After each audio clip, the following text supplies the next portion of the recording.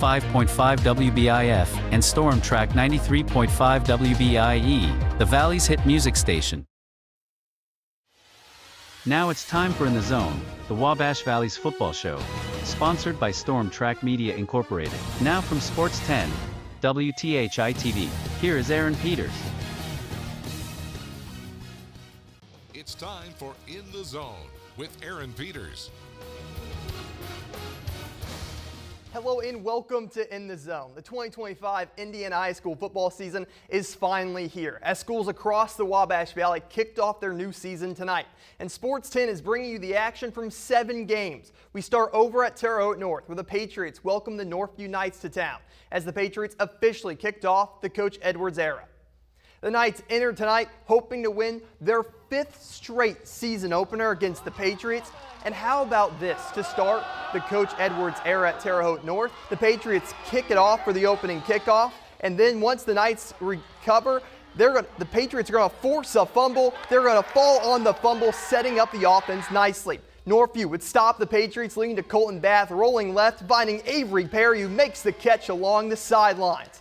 Later on in the drive, the Knights hand it off to Slade Fell, who would score the first touchdown of the season for Northview. When Northview would get the ball back, first play of the drive, quarterback Colton Bath keeps it himself, hitting touchdown alley and taking it all the way to the house for the Knights.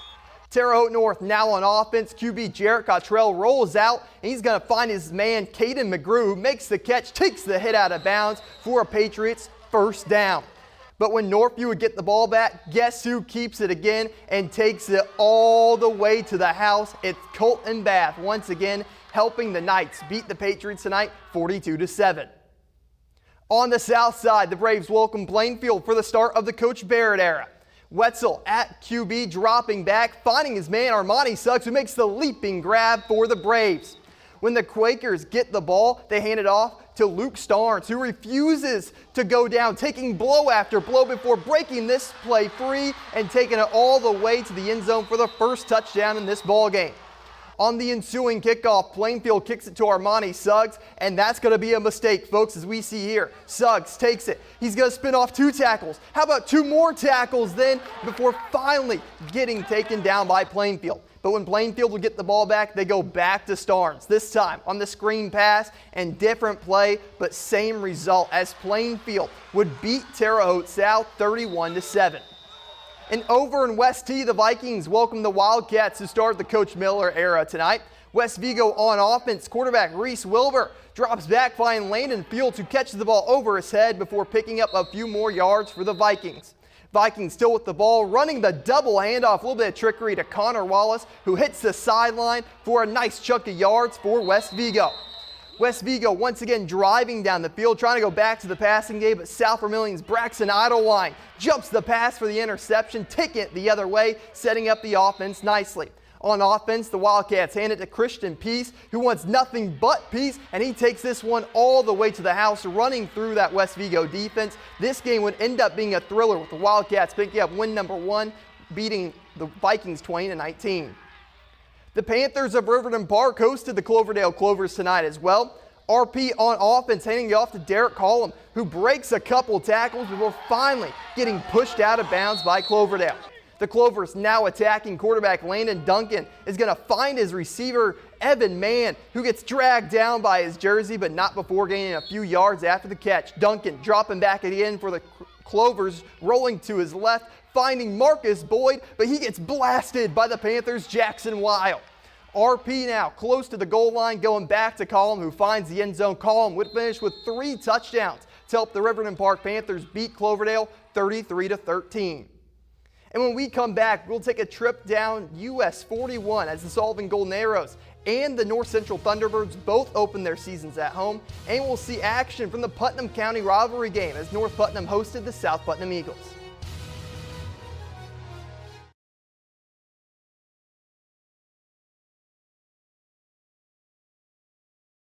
The Storm Track Media is broadcasting all of your favorite radio stations, including the Valley's hit music stations 105.5 WBIF-FM, Storm Track 93.5 WBIE-FM, and Stillwater's new country leader K92.1 KOSR, HD2, and Oklahoma's best country 104.1 KOSR's HD2 subchannel, Storm Track Media. It's all about Storm Track Media, Incorporated. And now, for the Wabash Valley's weather, here is the weather powered by Storm Team 105. Here is a look at your forecast. Tonight, clearing late, patchy fog, low 62. Friday, morning fog, then sunny, high 82. Friday night, clear, mid 60s. Saturday, partly cloudy, mid 80s.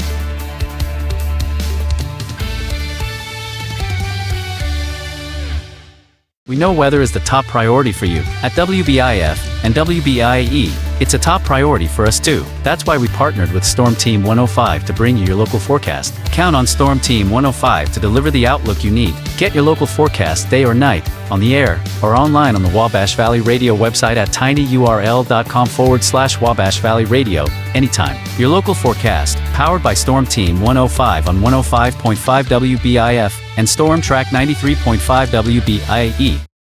Back to Aaron Peters. Welcome back to In the Zone. We now head over to Putnam County, where North Putnam hosted South Putt to kick off the season. North Putt won this rivalry game by just 1 point last season, looking for 2 straight against South Putt tonight. Eagles on offense, quarterback Drew Klein drops back, pump fakes before unleashing this throw down the field to Khalil Jefferson, who has nothing but open field ahead of him for the touchdown for the Eagles. A little bit later, Klein dropping back once again, this time finding Branson Hanley, who beats his defenders across the middle for another South Putt touchdown. North Putnam would answer back as QB Christian Kramer dances around the pocket before finding Chase Barber, who's able to pull in this catch through the contact. The Cougars would punch in a touchdown with a QB sneak with Kramer here, but South Putnam would answer right back with this short throw to Blake Witt, who shows off the speed, outrunning all of the North Putt defenders, finding pay dirt once again for South Putnam. Kramer dropping back for the Cougars, whipping this throw down the field to Owen Thurman, who pulls it in for the touchdown grab. Ty Benton would go off in this game, having multiple long rushing touchdowns for the Eagles. This is just one of them to help South Putt beat the Cougars in a high-scoring one, 53-33. And over in Farmersburg, the Thunderbirds welcome the North Vermilion Falcons. Early action here, QB Jake Fagley finding Sawyer Cox down the field, who breaks the play wide open, getting on the board early for the Thunderbirds. Falcons driving down the field. Sean Martin thrown to Aiden Rangel, who wrangles this pass in for North Vermilion. First down. Falcons going back to the pass game. They complete the pass. The Thunderbirds force the fumble, then recover to give the offense the ball. North Vermilion, when they get the ball back, Martin dropping back, finding Bradley Cope down the field, who gets in the end zone. North Central would go on to win this one 29-7 for the Thunderbirds' first Week 1 win since 2018. And further south on US 41, Sullivan welcomed the North Knox Warriors. North Knox passing to Camden McCoy, who hits the sidelines, flipping the field before the Golden Arrows can finally track him down, pushing him out of bounds. The Warriors trying to go with the run game, running the jet sweep, but the Sullivan defense is not falling for as Jaden Norris makes the tackle, allowing nothing past him.